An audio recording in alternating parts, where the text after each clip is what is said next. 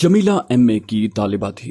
उसका ताल्लुक कश्मीरियों के एक आजाद ख्याल घराने से था और उसे इल्म था कि उसका भाई यामीन अभी तक आईबी का मुलाजिम है। उसे अपने भाई की मसरूफियात से कोई सरोकार नहीं था। इससे पहले वो श्रीनगर के एक पसमानदा गांव में रहते थे। उसका बाप पुराना कांग्रेसी और हुकूमत का वफादार था। उसने अपने बेटे को पुलिस में नौकरी दिलाई थी और यामीन फिर पुलिस से आईबी में आ गया था। उसके आईबी में तबादले के बाद से उनके हालात तेजी से बदलने शुरू हुए और स्कूल की तालीम मुकम्मल करने पर वो शहर में आ गए।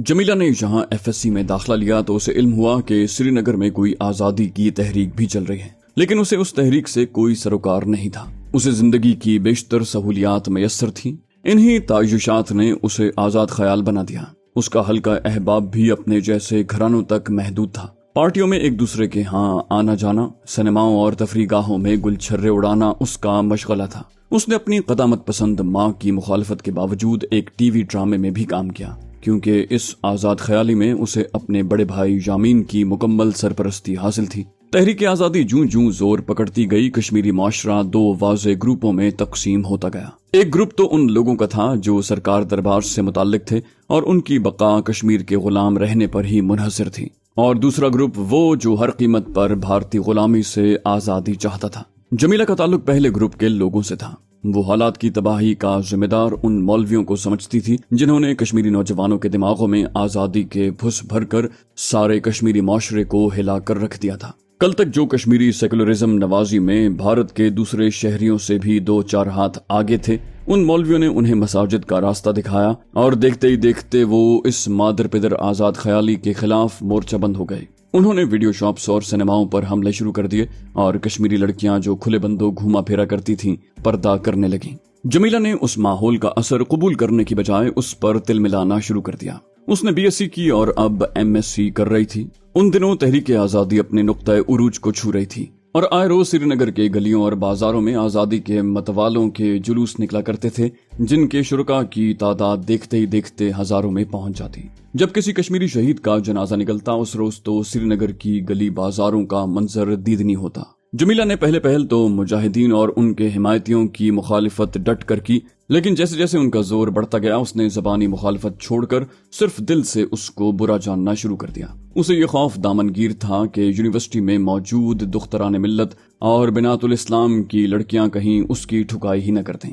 उनसे कुछ बैद नहीं था। वो आंसू गैस और लाठी चार्ज के दौरान इत्मीनान से सब्र और तस्लीम और रजा का पैकर बनी अपनी जगह खड़ी रहती। उसने अपनी आंखों से पुलिस को उन पर वहशियाना तशद्दुद करते देखा था, लेकिन क्या मजाल जो उनके पाए सबात में लग़ज़िश आई हो। उस रोज भी वो मामूल के मुताबिक यूनिवर्सिटी गई, जहां उसकी देरीना दोस्त शाहीना को कुछ लड़कियां मुबारकबाद दे रही थीं। जमीला ने यही समझा शायद उसका कहीं रिश्ता तय हो गया है, लेकिन उसने मुझे क्यों नहीं बताया। उसने सोचा। अपनी दानिश में वो कदर नाराजगी के साथ वहां पहुंची थी जब अचानक उसने बिनातुल इस्लाम की एक सरगर्म रुकन मरियम को उस तरफ आते देखा, जिसने शाहीना को उसके भाई की शहादत की इत्तला मिलने पर मुबारकबाद दी थी। जमीला अपनी जगह सुन होकर रह गई। भला कोई किसी के मरने पर भी मुबारकबाद दिया करता है। वो एक कोने में खड़ी सोचती रही। उसके देखते ही देखते वहां लड़कियों का हुजूम इकट्ठा हो गया। शाहीना हर आने वाले से खंदा पेशानी से मिलती। उसके चेहरे से उसकी एक एक अदा से साफ जाहिर था कि उसका दिल तो अपने जवान भाई की शहादत की खबर मिलने पर जरूर खून के आंसू रो रहा है, लेकिन उसके साथ ही एक तफाखुर सा उसकी आंखों और चेहरे पर ठहर गया। वो खुद को एक शहीद की बहन कहलाते हुए फख्र महसूस कर रही थी। लड़कियों ने अब नारेबाजी शुरू कर दी थी। वो सब शाहीना को अपने जिलों में लिए आजादी के नारे बुलंद करती हुई यूनिवर्सिटी के चक्कर लगा रही थी। जमीला के लिए ये सब कुछ बड़ा अजीब था। वो बोझल दिल और भारी कदमों के साथ उस कार की तरफ चल दी जो उसे घर ले जाने के लिए आई थी। उस रोज वो सारी रात न सो सकी। उसके दिमाग ने एक सवाल का जवाब देने से इनकार कर दिया था कि अपने जवान भाई की मौत की खबर पर शाहीना दीवारों से अपना सर टकराकर बैन डालने की बजाय सब्र और तस्लीम और रजा का नमूना बनी बड़े तफाखुर से क्यों खड़ी रही। उसने चीख चिल्लाकर आसमान क्यों सर पर न उठा लिया। सारी रात वो करवटें बदलती रही और सुबह जब मौज़िन ने अल्लाह की वहदानियत का ऐलान किया तो अचानक ही उसे यूं लगा जैसे उसे अपने सवाल का जवाब मिल गया हो। उसने जान लिया कि अल्लाह की वहदानियत को मानने वालों के मेयार ही बदल जाते हैं। हालात और चीजों के नापने के पैमाने ही अलग होते हैं। जिस सरशारी और मस्ती के आलम में मौज़िन अपने फेफड़ों की पूरी कुव्वत से अल्लाह की अजमत, اور اس کی عبادت ہی کو فلاح کا راستہ بتا رہا تھا۔ اس نے سری نگر کی منجمد فضاؤں میں زندگی کی حرارت دوڑا دی تھی۔ اس روز نہ جانے کتنے عرصے کے بعد اس نے فجر کی نماز پڑھی۔ اس روز پہلی مرتبہ اس کی ماں نے جب اپنی بیٹی کو نماز کے لیے وضو کرتے دیکھا تو بے اختیار اس کی آنکھیں چھلک پڑی۔ اس کی شب داریاں جو رنگ لے آئی تھیں، وہ کتنے سالوں سے اپنی بیٹی کے صراط مستقیم پر چلنے کی دعا مانگ رہی تھی۔ اس نے کتنی راتیں رو رو کر اپنے اللہ کے حضور التجاؤں میں گزاری تھیں، اور آج اسے جب اپنی زندگی میں اپنی دعائیں ثمربار ہوتی نظر آئیں تو اس کی پیشانی سجدہ شکر بجا لائی۔ الہی تیرا لاکھ لاکھ شکر کہ تو نے میری بچی کو جہنم کی آگ سے محفوظ رکھنے کا سامان کر دیا، اسے بالآخر سیدھی راہ دکھا دی۔ دعا کے اختتام پر اس نے جب اپنے ہونٹ بیٹی کے ماتھے پر جمائے تو جمیلہ کو یوں محسوس ہوا جیسے ان بوڑھے اور سرد ہونٹوں سے خارج ہوتی حرارت نے اس کی ساری کایا پلٹ کر رکھ دی ہو۔ اسے یوں لگا جیسے اس کی روح کیف کے ایک سمندر پر ہلکورے لے رہی ہو، جیسے وہ آسمان کی طویل وسعتوں میں جھولا جھول رہی ہو۔ شاہینہ کے عمل نے اس کی کایا ہی پلٹ کر رکھ دی۔ اس روز پہلی مرتبہ اس نے دختران ملت کی آصفہ بہن کے دینی لیکچر میں شرکت کی، اور جب آصفہ بہن نے قرآن و حدیث کی روشنی میں موجودہ تحریک آزادی پر تبصرہ کیا تو اس کی آنکھوں سے آنسوؤں کی جھڑی لگ گئی۔ اس روز اسے معلوم ہوا کہ اس شہر کے ہزاروں نوجوان، بچے اور بچیاں اور بزرگ اللہ کی راہ میں اس راستے پر چل کر اپنی منزل بھی پا چکے ہیں، اور وہ ابھی تک اس قافلہ سخت جان کی ہمسفر بھی نہیں بنی۔ اس روز اسے معلوم ہو گیا کہ سچ وہ نہیں جو اس کی جہالت نے اسے بتایا اور سمجھایا ہے، بلکہ سچ تو یہ ہے کہ جو اسے یہاں نظر آ رہا ہے۔ اس روز اسے علم ہو گیا کہ کسی شہید کی بہن کہلانا کتنے فخر کی بات ہے، لیکن وہ خود کون تھی؟ ایک غدار کی بہن، بھارت کی انٹیلیجنس ایجنسی کے ایک حرام کار آفیسر کی بہن، جس کے بھائی کی زندگی کا صرف ایک ہی مقصد تھا کہ اپنے بھائی بندوں کا گلا کاٹ کر اپنی تجوریاں بھرتا رہے۔ اس نے چند ہفتے پہلے ہی اپنی بہن سے کہا تھا، بس چند مہینوں کی بات ہے، پھر ہم بامبے چلے جائیں گے، وہاں سمندر کنارے اپنا بنگلہ بنائیں گے اور دنیا بھر کا آرام و آسائش ہمیں میسر ہوگا۔ تب خود اس نے اپنے بھائی کی ہاں میں ہاں بڑے زور سے ملائی تھی، لیکن آج اس کا ضمیر اس پر ملامت کر رہا تھا۔ وہ خود کو ایک سرکاری کارندے کی بہن ہونے پر قابل نفرت جاننے لگی تھی۔ اس روز کے بعد سے اس نے لیکچر میں باقاعدہ شمولیت اختیار کر لی۔ پھر وہ دن بھی آ گیا جب وہ بنات الاسلام کے ایک جلوس میں شامل ہوئی، اور اس نے بھی اپنی دوسری بہنوں کی طرح پوری قوت سے آزادی کے لیے نعرے بلند کیے۔ انہی دنوں سے علم ہوا کہ جہانگیر نامی ایک مجاہد نے بھارتی سرماؤں کو تگنی کا ناچ نچا کر رکھ دیا ہے۔ اس نے یکے بعد دیگر دشمن کی 3 قلعہ بندیوں کو زمین بوس کر دیا تھا۔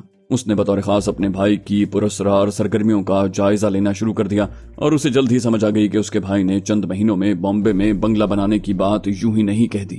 وہ اپنے آقاؤں کی غلامی میں انسانیت کی سطح سے گر کر حیوان بن گیا ہے، وہ درندہ ہے۔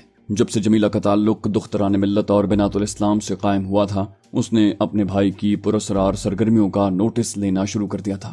چند روز پہلے ہی اس کے علم میں یہ آیا تھا کہ آج کل اس کا بھائی بھیس بدل کر مجاہدین کی جاسوسی کر رہا ہے، اور اپنے آقاؤں کو خوش کرنے کے لیے اس نے مجاہدین کو گرفتار کروانے کا سلسلہ بھی شروع کر رکھا ہے۔ جس علاقے میں وہ رہتے تھے، جہاں کسی کو اس بات کا علم نہیں تھا کہ اس کا بھائی کس محکمے میں کام کرتا ہے۔ یامین کو وہ محکمہ فوڈ کے ایک آفیسر کی حیثیت سے جانتے تھے، جس کی ڈیوٹی عموماً سری نگر سے باہر ہی لگی رہتی۔ آج یامین جس شخصیت کو مہمان بنا کر لایا اور پھر یک غائب ہو گیا تھا، اس کے چہرے پر ایک نظر ڈالنے سے جمیلہ کو یہ احساس تو ہو گیا تھا کہ اس کا تعلق انسانوں کے اس بدبخت گروہ سے نہیں جس کی نمائندگی اس کا بھائی کر رہا ہے۔ اس کا چہرہ جمیلہ کو یہ بتانے کے لیے کافی تھا کہ وہ مجاہد ہے، لیکن ایک مجاہد کا اس غدار کے گھر میں کیا کام؟ یہی سوچ اسے پریشان کر رہی تھی۔ یامین جو ابھی تک اپنی بہن کے دل پر دستک دینے والے انقلاب اور اس کے اندر آنے والی تبدیلی سے بے خبر تھا، اسے معمول کے مطابق ہدایات دے گیا تھا کہ وہ شام تک مہمان کا خیال رکھے، اس کی اچھی طرح خاطر مدارت کرے اور وہ شام کے بعد گھر آئے گا۔ اس نے اپنی بہن سے کہا تھا کہ مہمان کو گھر سے باہر جھانکنے سے بھی منع کرے، اسے شام تک گھر پر ہی رکھے۔ اس کی باتوں اور ہدایات نے جمیلہ کے ذہن میں پہلے سے موجود شکوک کو دو چند کر دیا۔ اپنے بھائی کی روانگی کے بعد جب وہ ناشتہ ایک ٹرے میں رکھ کر اس کمرے کی طرف جا رہی تھی تو اس نے بڑی مضبوطی سے دل ہی دل میں ایک اہم فیصلہ کر لیا تھا۔ جمیلہ جب مہمان کے کمرے میں پہنچی تو وہ غسل خانے سے فارغ ہونے کے بعد نوافل پڑھ رہا تھا۔ ناشتے کی ٹرے ایک طرف رکھ کر وہ مؤدب سی ایک کونے میں کھڑی ہو گئی۔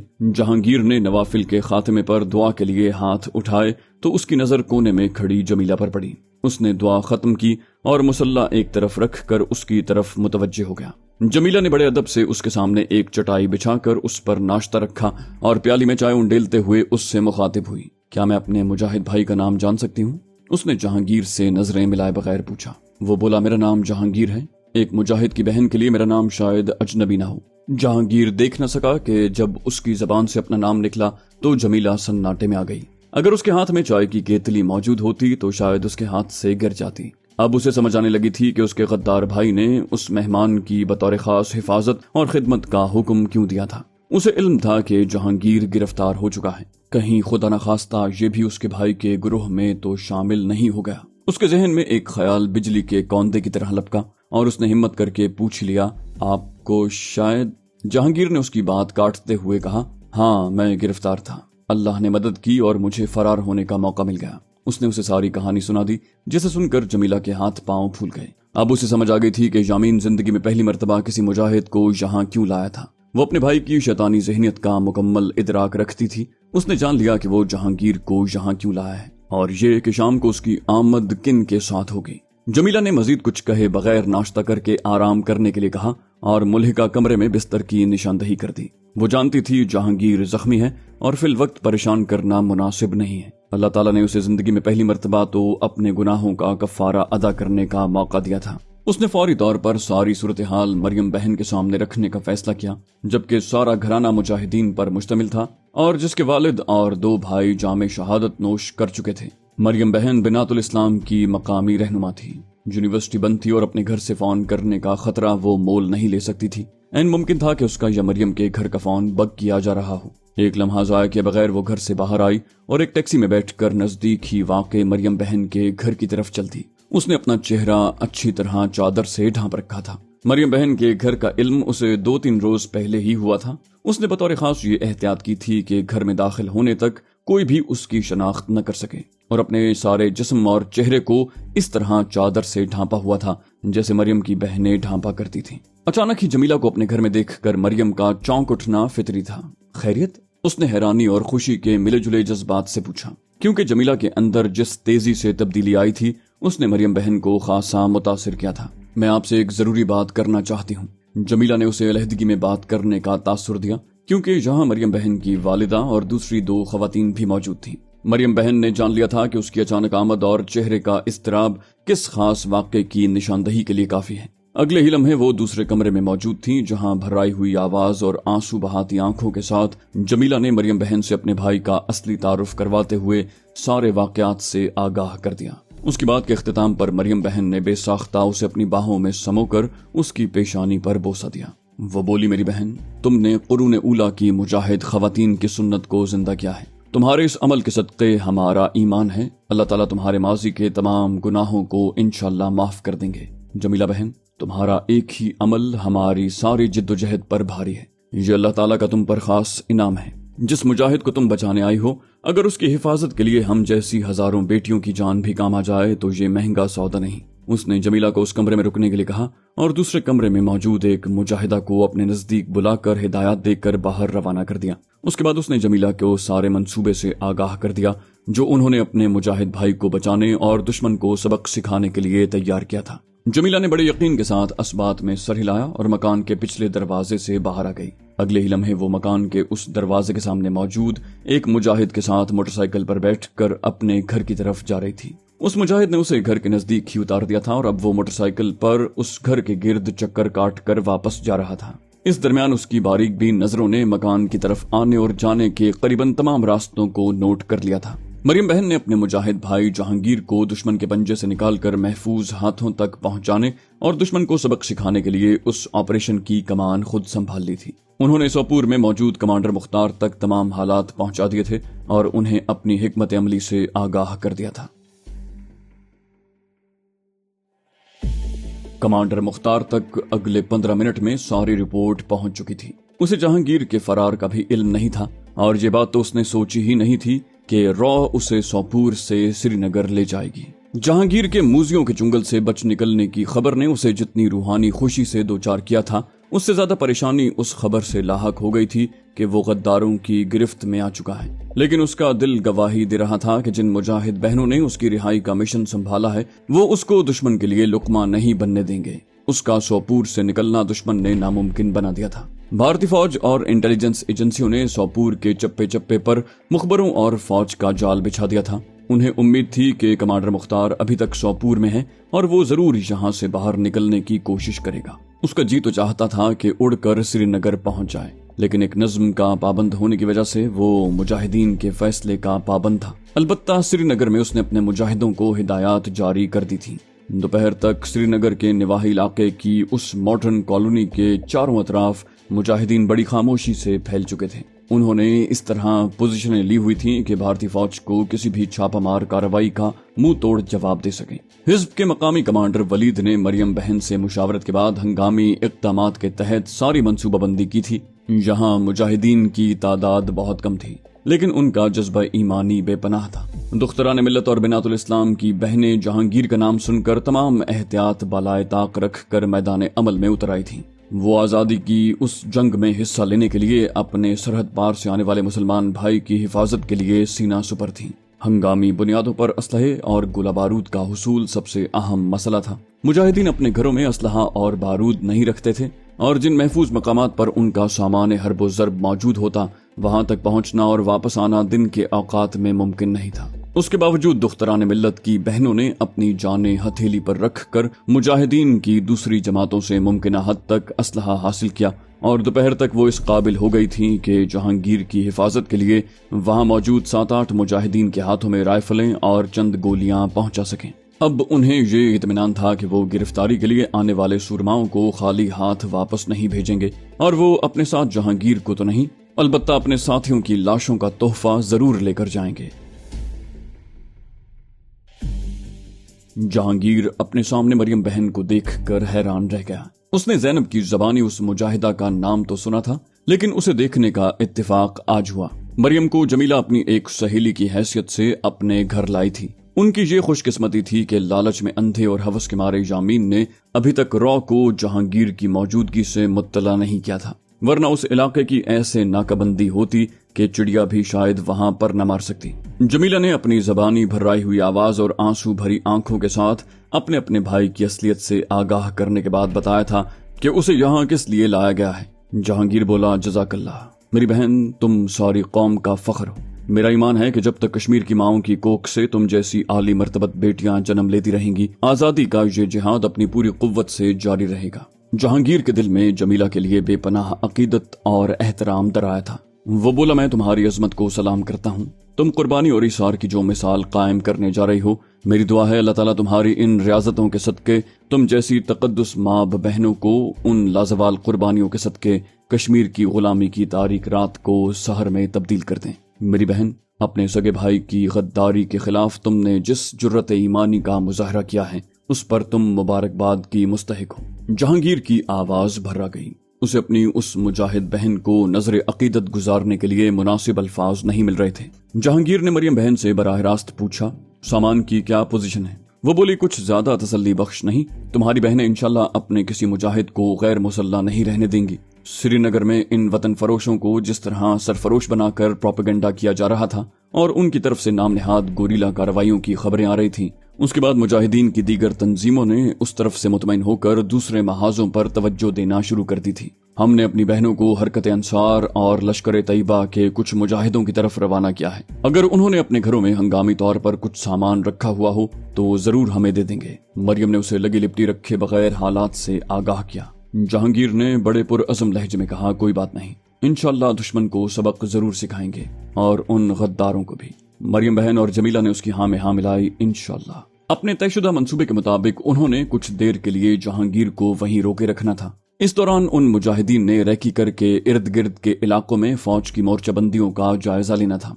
जमीला ने अभी तक अपनी माँ को हालात से बेखबर रखा था। तीनों उस वक्त कमरे में मौजूद थे और जहांगीर उस क्लैशनकोफ को जो उसे रात अपनी हिफाजत के लिए यामीन ने दी थी चेक कर रहा था। मुबादा ये भी धोखा न हो। जल्द ही उसे तसल्ली हो गई कि गन सही काम कर रही है। अचानक ही जमीला की माँ कमरे में दाखिल हुई। तीनों एहतरामन खड़े हो गए। बैठ जाओ बेटा, उसने जहांगीर के सर पर शफकत से हाथ फेरते हुए कहा। जमीला अपनी माँ को देखकर कुछ परेशान सी हो गई। उसने अपनी दानिश्त में मरियम बहन की मौजूदगी के लिए कोई बहाना तराशने के लिए मुंह खोला, जब अचानक उसकी माँ ने अपना दायां हाथ उठाकर उसे खामोश रहने के लिए कहा। वो कुछ कहना चाहती थी। वो बोली, बेटी तुम जो बात मुझे बताना नहीं चाहती, मुझे उसका गुज़श्ता 3 माह से इल्म है। मैं दिन रात अल्लाह ताला से रो रो कर दुआएं करती रही हूँ कि किसी तरह यामीन को राह रास्त पर ले आए। यही दुआ मैं तुम्हारे लिए भी मांगा करती हूँ। बेटी, मुझे यूं लगता है जैसे अल्लाह ताला ने उस पर हिदायत के दरवाजे उसके नाकाबिले मुआफी गुनाहों की वजह से बंद कर दिए हैं, लेकिन तुम्हारी हालत पर कुदरत को रहम आया और अल्लाह ने तुम्हें हिदायत नसीब फरमाई। तुमने जो कुछ किया उसके बाद मुझे यकीन हो चला है कि मेरी तरबियत गलत नहीं। मुझे तुम पर फख्र है बेटी। मैं कमजोर सही, लेकिन मेरा ईमान कायम है। खुदा की कसम, अगर तुम ये कुछ न करती तो तुम्हारा भी वही अंजाम होता जो यामीन का होने वाला है। ये कहकर उसने ड्रामाई अंदाज में अपनी चादर हटाई तो चादर के नीचे उसके हाथ में पिस्तौल मौजूद था। तीनों बुत बने बैठे थे। वो बोली, मैं इस मुजाहिद को देखते ही जान गई थी कि इसका ताल्लुक मेरे बेटे के बदबख्त साथियों से नहीं हो सकता। इसके चेहरे ने मुझे बता दिया था कि इसके साथ धोखा हुआ है और मेरा अंदाजा सही निकला। मेरा बेटा इसे चंद टकों के इवज भारतीय फौज के पास गिरफ्तार करवाने के लिए यहाँ लाया है, लेकिन वो कभी ऐसा न कर पाएगा। मैं खुद इसे यहाँ से फरार करवा के तुम लोगों तक पहुँचाने वाली थी, खा मेरी जान ही क्यों ना चली जाती। मरियम बेटी, मेरे बेटे के गुनाह नाकाबिले मुआफी हैं। उसके हाथ बेगुनाहों के खून से रंगे हैं। उसने दर्जनों कश्मीरी मुजाहिदों को धोखे से भारतीय फौज का चारा बनाया है। मैंने अपने अल्लाह की अदालत में उसका केस पेश कर दिया। मैंने उसे जन्म दिया था, लेकिन अपने हाथों से उसे मौत दूंगी। यही एक सूरत है जिससे हमारे गुनाहों का कफ्फारा अदा हो सकेगा। बूढ़ी कश्मीरी माँ के लहजे में रात कड़क रही थी। वो आहनी चट्टान की तरह अपने कदमों पर जमी हुई थी। उस लम्हे वो कमजोर नातवासी बुढ़िया जहांगीर को दुनिया की सबसे मजबूत औरत दिखाई दी। मरियम बेटी, तुम मेरे साथ एक एहसान करो। खुदा के लिए मेरी बेटी को भी यहाँ से ले जाओ। मुझे तो बहरहाल मरना है। मैं नहीं चाहती कि मेरी मौत के बाद भारतीय दरिंदे इसे अपनी वहशत का निशाना बनाएं। मैंने इसे अपने दूध की धारें बख्श दी हैं। इंशाल्लाह क़यामत के रोज अल्लाह के दरबार में हम दोनों सुरखरू होकर पेश होंगे। मेरे दिल पर कोई बोझ है तो सिर्फ अपनी बेटी का। वो कुछ लम्हों के लिए खामोश हो गईं। फजा पर सन्नाटा तारी था। तीनों को उस सन्नाटे में अपने सांसों की आवाजें बड़ी वाज़ेह सुनाई दे रही थीं। तीनों मबहूत हो गए थे। उन्होंने तारीख की किताबों में ऐसी माओं की कहानियां जरूर पढ़ी थी, लेकिन आज अपनी आंखों से देख लिया। उस लम्हे किसी ताकत ने जहांगीर के कानों में सरगोशी की। क्या ऐसी कौम को दुनिया की कोई ताकत ज्यादा देर तक गुलाम रख सकती है?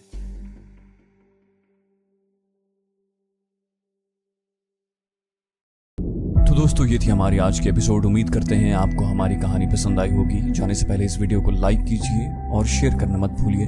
कमेंट करके हमें बताइए कि आपको हमारी वीडियो कैसी लगी। और अगर अभी तक आपने इस चैनल को सब्सक्राइब नहीं किया तो इसे सब्सक्राइब कीजिए और बेल आइकन दबाकर ऑल नोटिफिकेशंस ऑन कर लीजिए।